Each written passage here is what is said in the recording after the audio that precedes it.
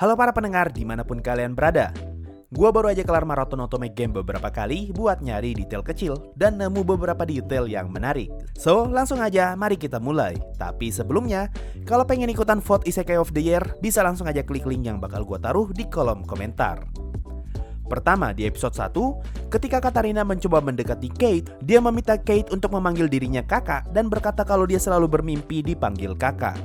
Ucapan ini merefer ke ingatan masa lalunya, di mana sepertinya Katarina adalah anak termuda dalam keluarganya, dan dia sama sekali tidak memiliki adik. Asumsi ini semakin diperkuat dengan scene keluarga Katarina di episode 11 yang hanya memperlihatkan dua orang kakak laki-laki.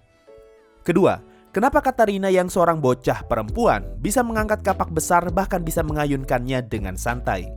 Nah, kalau dipikir baik-baik, Katarina kan punya hobi berkebun, jadi dia sudah terbiasa untuk memegang alat bergagang panjang yang ukurannya lebih besar daripada tubuhnya. Lalu, dia juga sudah mulai berlatih pedang sejak kecil, sehingga membuat fisiknya cukup kuat. Makanya, kalau sekedar mengayunkan kapak beberapa kali adalah hal yang mudah bagi dia. Ketiga, kalau kita perhatikan scene ini, di dalam ruangan tempat Katarina dan Alan bertemu, terdapat meja yang sebelumnya Katarina dan George gunakan. Ini artinya, ruangan itu memang khusus digunakan untuk menerima tamu secara formal atau sekadar ngobrol santai dengan tamu yang datang ke rumah itu.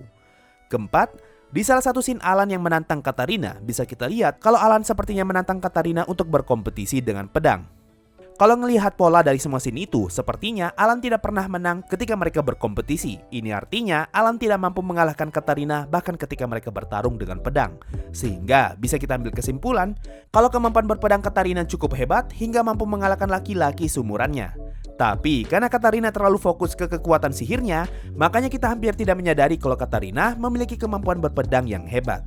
Kelima, walaupun terkesan lama, sebenarnya diskusi di dalam otak Katarina terjadi dalam waktu yang sangat singkat. Hal ini bisa kita lihat di episode 3, ketika Katarina mengingat karakter bernama Nicole. Pada saat itu, scene langsung berpindah ke dalam otak Katarina, dan setelah diskusi mereka selesai, kita diberi kesan kalau Katarina hanya melamun beberapa saat saja. Keenam, yang sudah nonton pasti tahu kalau Katarina punya nafsu makan yang sangat besar, terutama untuk makan cemilan. Tapi, kalau kalian perhatikan di saat scene Katarina ngobrol dengan Sophia, terlihat kalau kue di atas meja sama sekali tidak habis, yang sepertinya memberitahu kita kalau mereka berdua terlalu sibuk ngobrol hingga mereka lupa makan. Ini bisa saja berarti, Katarina jauh lebih menikmati ngobrol tentang novel jika dibandingkan dengan makan cemilan. Tapi bisa juga, selagi mereka ngobrol, para pelayan datang dan mengisi ulang kue yang sudah habis.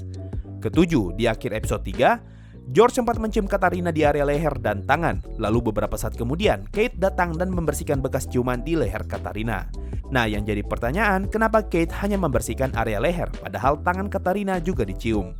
Sepertinya ini pertanda kalau mencium tangan wanita adalah hal yang normal dilakukan para bangsawan. Makanya, Kate sama sekali tidak keberatan dengan ciuman itu.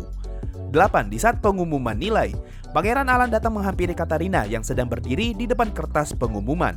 Lalu dia bertanya tentang peringkatnya Katarina. Alasan kenapa Pangeran Alan bertanya, karena kalau kita hitung jumlah kolom di kertas pengumuman, di situ hanya tertulis nama hingga peringkat 56 saja, padahal peringkat Katarina adalah 80. Jadi sangat wajar kenapa Pangeran Alan tidak tahu peringkat Katarina. 9. Di akhir episode 4, terlihat kalau Katarina sedang mengurus ladangnya. Dan kalau kalian perhatikan baik-baik, ada bagian ladang yang cukup berantakan karena belum dikelilingi dengan bata. Lalu, kalau kita gunakan scene di episode 5 sebagai pembanding, ladang yang sebelumnya berantakan sekarang sudah sepenuhnya rapi dengan dikelilingi bata. Ini artinya, scene di episode 4 adalah pertanda kalau Katarina sedang dalam proses merapikan ladangnya. Dan ketika masuk ke episode 5, Katarina sudah kelar mengurus semua itu. 10. Di akhir episode 4, ada scene Katarina menaburi pupuk dengan alat semacam sendok. Nah, kalau kalian notice, Katarina sama sekali nggak pernah pakai sarung tangan ketika mengurus kebunnya. Padahal kalau kalian nonton di episode 5, semua petani yang Katarina kunjungi pasti menggunakan sarung tangan ketika kerja. Kalau gue hubungkan dengan scene di akhir episode 4 tadi, sepertinya Katarina sengaja tidak pakai sarung tangan karena dia sudah menyiapkan alat khusus agar tangannya tidak kotor ketika mengurus kebun. Bukti lainnya bisa kita lihat di episode 2, di sini Katarina nyabut tanamannya dengan sekop mini, padahal Mary nyabut dengan tangan kosong. 11. Di episode 6, ini adalah episode yang bercerita tentang apa yang dilakukan orang-orang ketika liburan musim panas. Nah, karena Katarina sudah lama tidak balik ke rumah, sepertinya tidak ada orang yang mengurus kebun milik dia. Hal ini bisa kita lihat dari scene ini, di mana semua tanah kebunnya terlihat rata tanpa ada tanaman yang tumbuh. Makanya setelah scene ini, kita diperlihatkan Katarina yang sedang nyangkul karena dia lagi mengurus kebunnya yang sudah lama ditinggal. 12. Mungkin dari kalian ada yang bingung dari mana datangnya bebek ini. Kenapa dia tiba-tiba muncul ketika mereka sedang makan di pinggir danau. Sebenarnya kalau kalian perhatikan, bebek itu sempat muncul sebentar ketika Shin mengarah ke bagian perahu di atas danau.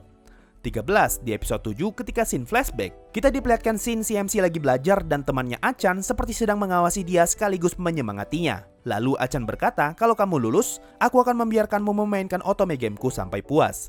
Kalimat ini ngasih tahu kita kalau pada saat itu, MC kita masih belum kenal dengan otome game, dan Achan adalah orang yang memperkenalkan game itu. Tapi, kalau memang si MC belum tahu tentang otome game, lalu kenapa ada poster Fortune Lover di atas meja? Ini artinya si MC bukan berada di dalam rumahnya, tapi dia sedang berada di dalam kamar Achan untuk numpang belajar. Makanya ada poster Fortune Lover di sana. 14. Kalau sebelumnya di episode 5 semua ladang Katarina sudah rapi, di episode 7 ini terlihat kalau ladang yang sedang Katarina kerjakan tampak berantakan dengan batu bata yang belum tersusun. Ini berarti Katarina sedang dalam proses ngebuka lahan baru untuk ladangnya. 15. Saat di dalam dungeon, Kate cukup kesulitan untuk membaca tulisan yang ada di sana, tapi Sophia bisa dengan mudah membaca tulisan itu sambil menutup mata. Ini karena pada saat itu Sophia bukan membaca tulisan tapi sedang mencoba mengingat. Makanya setelah itu Sophia ngomong kalau dia pernah membaca bait ini. 16. Di episode 8, Maria berasumsi kalau hasrat Katarina terlalu besar sampai-sampai tak bisa ditampung buku. Berhubung hasrat Katarina adalah makan cemilan, makanya ketika semua orang terlempar dari dalam buku, kita bisa melihat ada banyak cemilan yang juga ikut terlempar keluar. 17. Di episode 9, Pangeran George membayangkan hadiah apa yang cocok untuk Katarina, lalu muncul scene yang memperlihatkan banyak aksesoris berwarna biru. Karena pakaian Katarina mayoritas identik dengan warna biru, dan juga semua aksesoris yang dia gunakan selalu ada warna birunya, makanya Pangeran George langsung kepikiran untuk ngasih hadiah yang identik dengan warna itu. 18. Saking terobsesinya Katarina dengan sayur dan perkebunan, dia sampai memiliki pajama berbentuk terong. 19. Di episode 10, kita bisa melihat kalau Katarina mengeluarkan buku catatannya lagi. Ini adalah buku catatan yang dia tulis di episode 1 untuk mencoba mengingat semua jalur yang ada di game Fortune Lover. Di awal episode 1 kan Katarina sempat menjelaskan tentang apa yang akan terjadi jika gamenya berakhir dengan happy end atau bad end. Nah, di sini kelihatan dengan jelas kalau alur happy end ditulis dengan gambar hati dan alur bad end ditulis dengan gambar api. 20. Di episode 11, di saat semua teman-teman Katarina sedang down, satu persatu dari mereka mulai mendapatkan rasa percaya diri dan seperti ada cahaya kecil berwarna hijau di sekitar mereka. Nah, mungkin kebetulan atau mungkin juga tidak. Coba lihat di episode 1. Ketika pikiran Katarina sedang berdiskusi, muncul scene yang memperlihatkan Katarina sedang menggunakan sihirnya. Di sini terlihat dengan jelas kalau muncul cahaya hijau ketika dia menggunakan sihir. Lalu kalau gua hubungkan, mungkin saja alasan kenapa semua orang pada saat itu langsung bersemangat karena ada sosok di balik layar yang menggunakan sihir untuk membantu menenangkan perasaan mereka. Makanya muncul efek cahaya itu. Tapi bisa saja sih kalau itu cuma sekedar kunang-kunang. So, itu tadi semua detail kecil yang gue temukan sepanjang menonton otome game Hametsu Flag. Ini adalah salah satu judul isekai terbaik yang bisa kita nikmati di tahun 2020 ini. Bagi gue, menonton anime ini sangatlah menyenangkan. Apalagi sebagai orang yang tahu seri ini lebih dulu dari manga, gue sangat puas melihat adaptasi animenya yang digarap dengan serius. Apalagi musiknya bisa dibilang 11-12 lah dengan musik di Violet Evergarden. Pokoknya nggak sia-sia, dulu gue buat konten Megane Talk untuk menyambut rilisnya anime ini. Bisa gue bilang anime ini akan menjadi awal adaptasi isekai shoujo ke depannya. Jadi jangan heran kalau di masa depan nanti kita bakal nemu banyak cerita isekai shoujo yang mirip dengan otome game. Mungkin itu saja untuk video kali ini. Makasih semua yang sudah mendengarkan sampai di titik ini. Sampai jumpa di video berikutnya dan bye-bye.